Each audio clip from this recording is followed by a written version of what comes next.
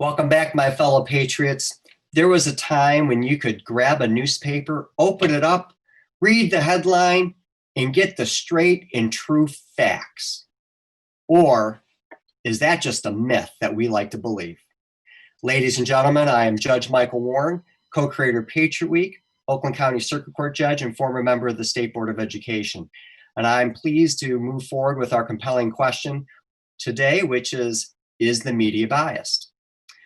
We have a really special guest here today. His name is Michael Gerard Skonechny. He goes by Mike Gerard. He has a brand new podcast, which is phenomenal, and I suggest that you listen to it, in addition to the Patriot Lessons, Patriot Week podcast. But he focuses on the media, its history, goes through specific stories, and tries to break down and deconstruct whether or not there's any kind of bias or what the real truth is. And with that, I'll turn it over to Mr. Skonechny, otherwise known as Mike Gerard, so he can explain a little bit more about his podcast. Oh, thank you, Judge Warren. I appreciate this opportunity.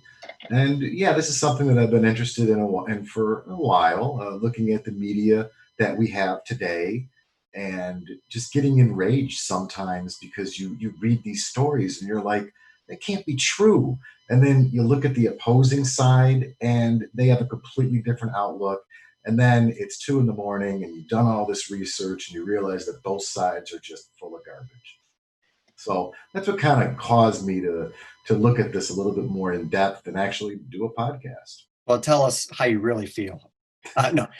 So my first off, you said opposing sides. Do you really think that there are media outlets that are have put themselves on opposing sides of news coverage of political issues? What do you mean by that? I shall not be baited by your feigned ignorance, sir. Of course there are, and this is the nature of the country. It's always been like this. You know, if you go back to the founding of the country, you had Jefferson and Madison trying to organize a newspaper to go against to go against Washington and the Federalists. And so they founded a newspaper just so the anti-Federalist opinions could be espoused in print. And so it's always been like this. And I would even argue that maybe it was worse before than it is now. But do you think that there really seemed to be, and maybe you completely disagree with this, there seemed to be a point when we were growing up, I'm dating ourselves now, we're in our early 50s, when what people would call today the mainstream media, but there were 3 networks. That was it. If you were lucky and you lived in a city like Detroit, like us, there were a few other kind of minor networks that we could watch. We had a phenomenal number of stations. I think we had 7 or 8. We even had Canadian TV, which was awesome.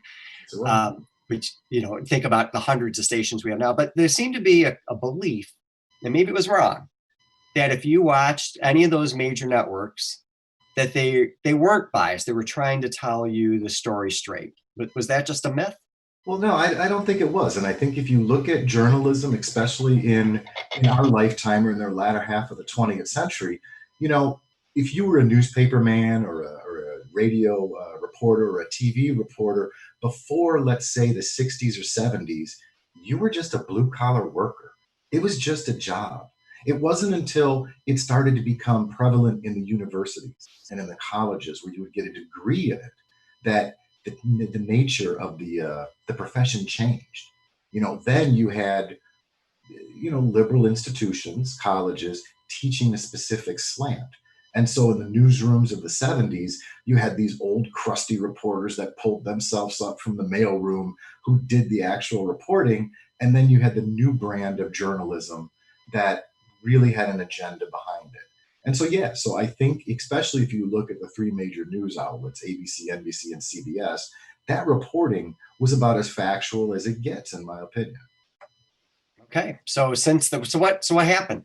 How did we lose that? I'll call it the golden age. I think it was also true with newspapers. I mean, every newspaper always had some kind of editorial bias, but generally, the main stories were pretty consistent across the various newspapers. So what happened? Well, I mean, I think, again, if you look at it, if you look at the education of the people coming up, they have different biases that come in, and then we become more polarized as a country. When if you look at the Reagan era, That was a polarized election, when he won in 80. That most definitely was. But it wasn't like now. If Reagan win now, he wouldn't win. He wouldn't even get the nomination. He'd be too liberal, So I don't like to name names, and I don't like to, stick my neck out too far for, the criticism that comes. But if you take a look at the Newt Gingrich era, that really started a whole different movement within the conservative party, the Republicans. And it really polarized the left media to become more vocal in opposition. And then you didn't really have the right media backing them up. You didn't have Madison and Jefferson's newspaper to espouse that side of it. And I think that helped to cause where we are now. Interesting. Well, let's go back, because you've just released your third episode, which is about some founding fathers, and you alluded to this a little bit before, but you mentioned Samuel Adams, for example, and Ben Franklin. So give us a little bit of background, because our viewers love this stuff, about how Ben Franklin and his relationship to the newspaper and Samuel Adams. Well, I mean, to me, it was fascinating. Like, I never really knew about Benjamin Franklin's older brother, James. He was the one that started in the newspaper business, and Ben Franklin was only 12 when he was helping his brother out. And it was kind of like an indentured servitude, where he had a contract. And his brother, by the accounts that I've read, was fairly abusive to Ben. And it was very interesting because Benjamin had this beautiful prose, very humorous, very witty, and it just didn't fit. But you get the seeds of dissent in what he was doing. And then at that time, Samuel Adams was a much younger man than Franklin. I think Franklin was 17 when Sam Adams was born. And then Sam Adams comes on the scene, and he's just this firebrand. And what he does is helps to found the revolution in no uncertain terms. That was it. But the tactics he used, if you did that today, oh my gosh, it would be a whole different world. He was a fascinating character, but what kind of tactics did he use? I was just going to tell you. All right. He drummed up the people through the words that he printed and through the things that he said off the record. There was this one politician, Hutchinson, who became his enemy, his sworn enemy. And years later, Hutchinson reflected back on it and was just like, I was treated so unfairly. None of this was true. Adams was making this up. And it's true. You look at Samuel. This is Thomas Hutchinson, the governor of Massachusetts at the time? Lieutenant governor, yes, correct. Lieutenant governor, okay. Mm-hmm. Yes, and so you look at Samuel's younger cousin, John Adams. Now, Adams was a very reasonable man. And it's very interesting because he gives a little snippet. Everybody kept a diary in those days. Mm-hmm. And so John Adams, in his diary one day, he's talking about the beginnings of the newspaper work that Sam Adams was doing, with the Boston Gazette. And John is like enthralled by it. He goes, there we were working late into the night, cooking up paragraphs. They basically invented these stories and embellished them to try and shake the people up into action. And that's exactly what Sam Adams did. So it's fake news. Fake news back in the 1760s and 70s. I don't really want to use that term. It was false news. Alternative facts? Okay. Alternative. And John Adams was associated, but not necessarily a key figure in, but Samuel Adams was the linchpin of the Sons of Liberty. Absolutely. And a fundamental force that radically changed the course of human history by getting us to go into the revolution.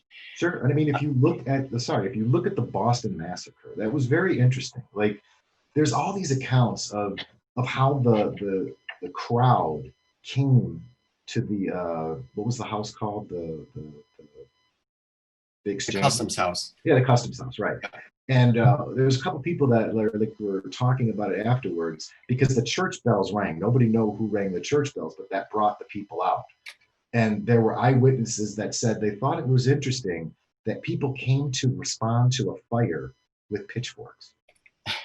It just sets the stage that, of course, this was planned.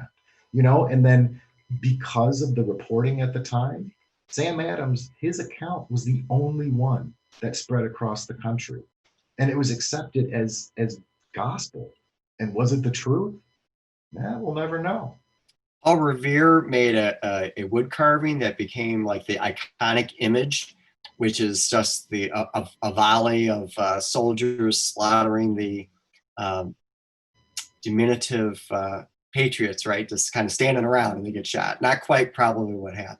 Yeah, no, that engraving, and he did an engraving, and it was sold in Sam Adams paper like the next day or whatever it was. You could pick up the paper and order a copy of this engraving, and that engraving became so popular across the whole country. And it was done in black and white, and then people later colored it. And the colored versions are just amazing. The blood spurting out. I mean, that single image did amazing work to solidify in people's mind the oppression of the British. There were also images of coffins that Mm-hmm. they when they made those that were killed at the Boston Massacre martyrs. They really played it up through the newspapers too about how each person was, had shed their blood for liberty. And Yes, and it's fascinating. The head military guy, Captain, I can't remember his name, but he was very scared, obviously, after this happened. And Sam Adams' paper actually printed a letter that he wrote, trying to like explain and defend. But they did it. It was a black border edition of the paper, first of all, and they printed his letter right under the pictures of the coffins. that was Captain Thomas Preston, right? There you go. Also fascinating. It's kind of a side note here, but I always like to point out that John Adams, despite the fact that he was a significant patriot and wanted the revolution, he was called the Colossus of Independence, defended the soldiers, including Captain Thomas Preston, and got most of them off. None of them were convicted of murder. A couple were convicted of manslaughter, but nobody really expected that. Very interesting. So you also said, give us some more about Hamilton and Jefferson's dispute in the newspaper war that was going on there. Well, I mean, at that time, and then what year are you talking about here? Is this during? Well, you're the expert. You tell me. You said that Hamilton and Jefferson had competing newspapers, right? Well, I mean, there was the two gazettes at the time. When Washington was in office, there was the one paper, and then Jefferson and Madison. They were the ones that spurred into action the second opposing newspaper. And so it really comes to a head in the election of 1800. Because you get Washington stepping down in 1796, which, by the way, he did in large part because of his treatment in the press. There's this beautiful remembrance of an episode that Thomas Jefferson wrote about. He, was an unscrupulous note taker. And so he was taking meeting minutes of a cabinet meeting. And somebody had said, "Oh, did you see the paper the other day, George? They got you dressed up as a king and they got your head on the guillotine." And Washington snaps. And, Jefferson writes about it. He goes, "Well, it was one of those times when Washington's fits of passion got away from him and he couldn't be returned to his senses." And so, Washington says, in 1796, I think it was, "Yeah, I'm done. I'm done. I can't be vilified in the press anymore." And so he quits. And then you got the election with Adams and Jefferson. But then in 1800, you get Jefferson running against Adams, and it's just a war of the papers. It's absolutely fascinating to see because, there's no TV coverage. Candidates didn't campaign back then. It was really not the thing to do. You didn't build yourself up to say, "I'm running for president." You had to have other people do it. So the whole election played out in the papers. And it was fascinating to see the earliest beginnings that I've read of the one side against the other, just smearing the heck out of each other. It was just, it's really great fun to read, and it puts things in perspective for today. Absolutely. So, what about after the revolution, moving into the Civil War? Do you have any insights there about how the press, did it just continue to be the lack of a better term, biased political propaganda, or did they get anywhere close to the objectivity that we had in the 70s? Well, I mean, I really haven't studied much of the Civil War era with the newspapers. I did just a general look at the evolution. I mean, certainly you had the yellow journalism of the day. That's been around forever. You know, you had the distorting of the facts. You had the way in which the facts were being reported.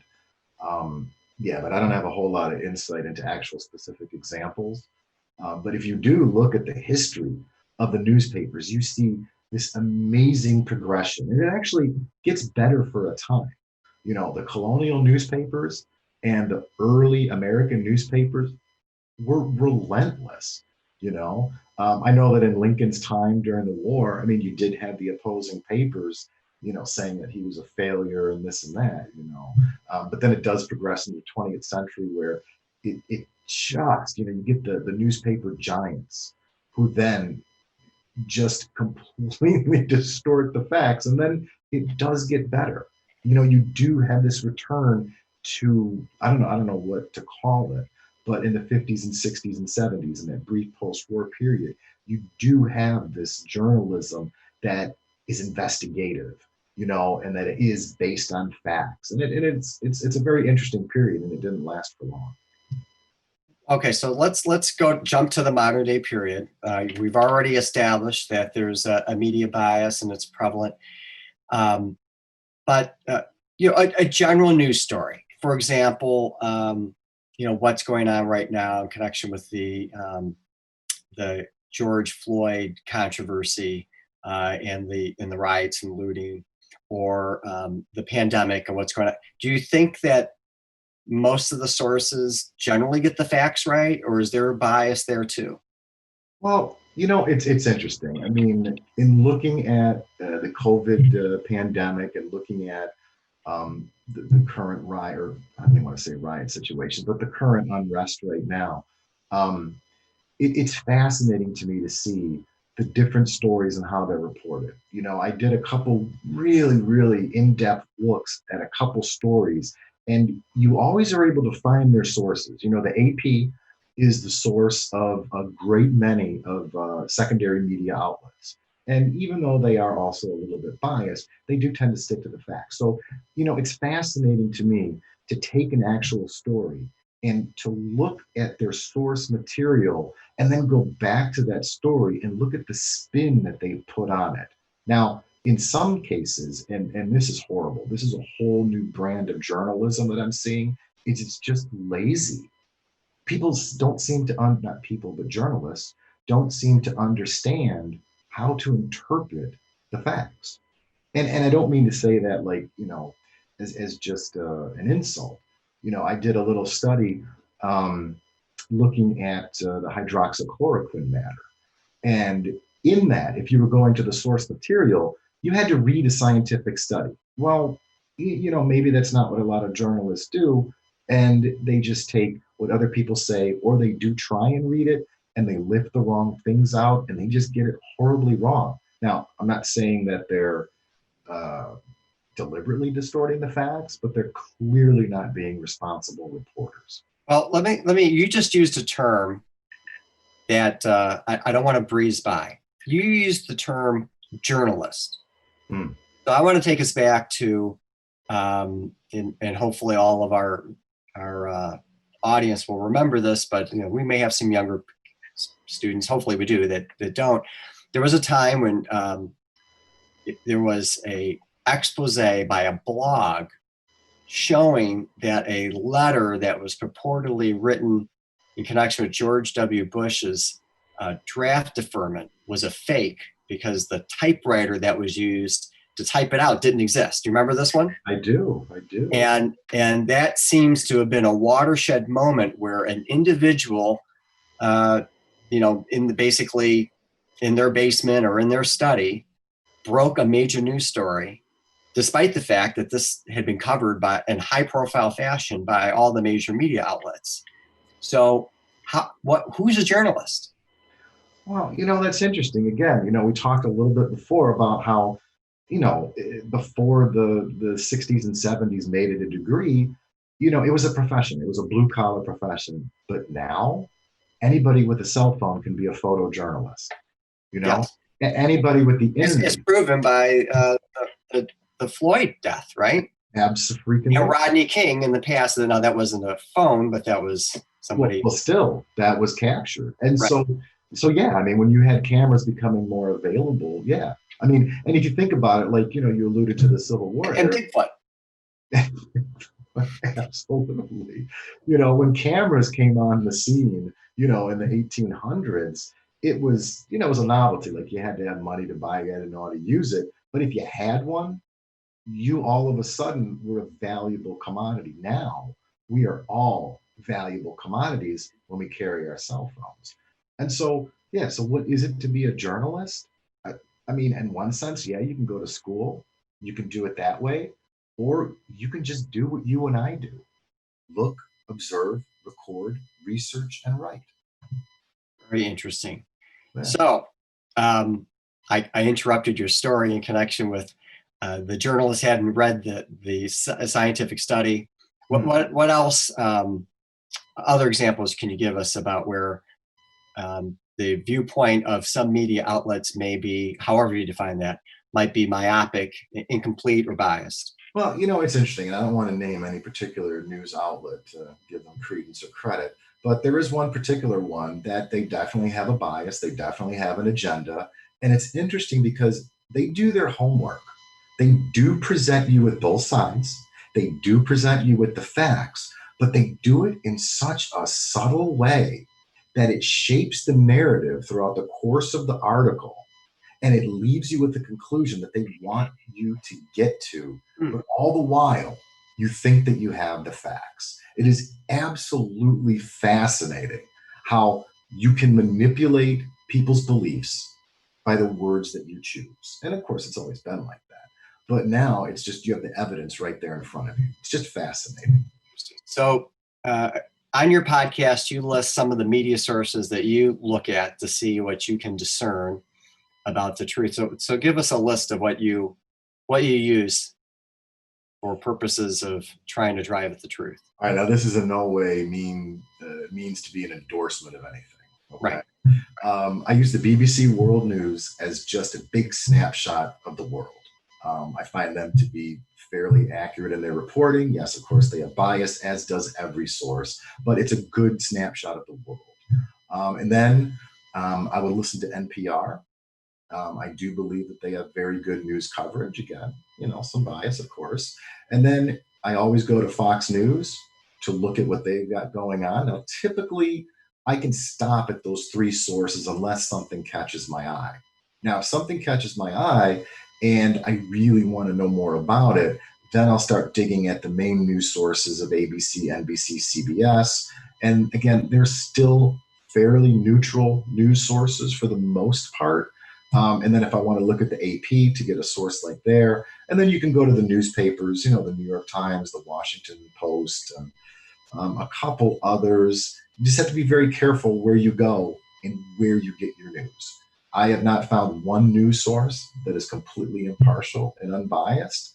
And I was just reading some stuff on Jefferson the other day, and he was writing a letter to a friend of his, and he was answering the question of, what do you want to see in a newspaper? And he's like, basically, I want fair, unbiased reporting.